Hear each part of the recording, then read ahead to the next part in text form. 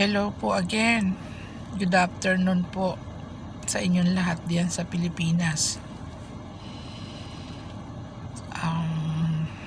Kamusta po kayong lahat dyan?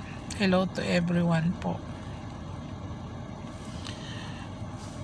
Malapit na po ang halalan sa atin sa Pilipinas. Ang masasabi ko lang po dun sa mga boboto po sa ating mga kapwa nating mga Pilipino,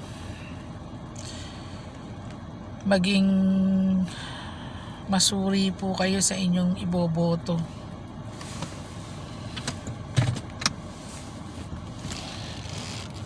Siguraduhin nyo po na sila'y karapat-dapat sa inyong pagpili,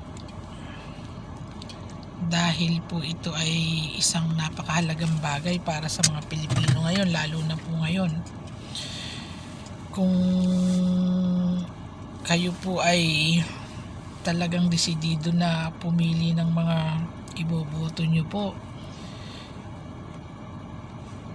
isulat nyo po yung mga pangako nila para sa susunod na eleksyon. Kapag hindi po nila iyon ay natutupad, pwede nyo sa kanilang uling itanong kung ano ang nangyari sa kanilang mga pangako.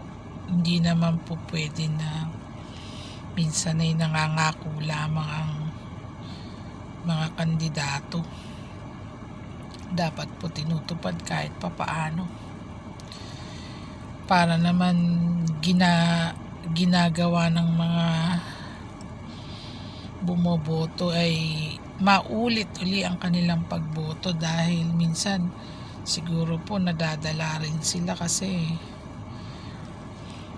pag may nangangako hindi naman po natutupad, nawawalan sila ng ganang maulit uli ang pagboto nila. Pero ngayon ho ay nakakatuwa, dahil meron na po tayong mga cellphone, social media na pwede nyo naman pong i-share yung mga gusto ninyong mensahe, pero dun lang po sa maayos. Wag naman po yung gamitin yung pag-share o pag-post kung hindi naman po maayos. Pero maganda pong bumoto kasi karapatan po ng bawat isa't mga Pilipino, lalo na po yung mga kabataan. Doon po ninyo mapipili yung gusto ninyong mamuno sa bawat, siguro, mga inyong lugar. Ganun din po kami dito. Isang napaka-importante po.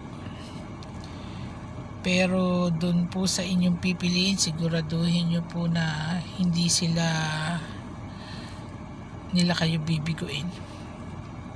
Malapit na po ang eleksyon sa Pilipinas. Sana po maging maayos at maganda ang resulta.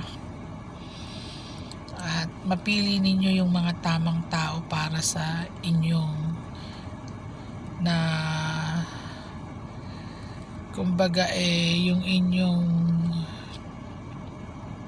mga hinahangad na mangyari ay matupad.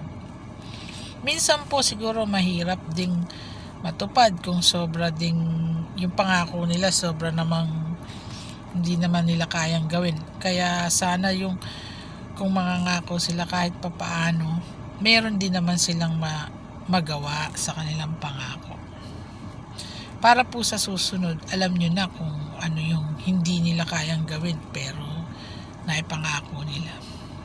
Ganun lang po. Marami pong salamat, at ako po ay nakaupo lang rito at naghihintay ng aking mga sinusundo na mga anak sa school. Tayo po ay maging healthy sa araw-araw at maging maayos ang ating mga kaisipan. Marami pong salamat sa inyong lahat, sa mga kaibigan ko, at natutuwa po ako may mga nag-subscribe po sa akin. Marami pong salamat. Sana po kahit papaano nakakapagbigay rin ako ng yung aking mga gusto ring sabihin na ma-share kahit wala po ako sa Pilipinas.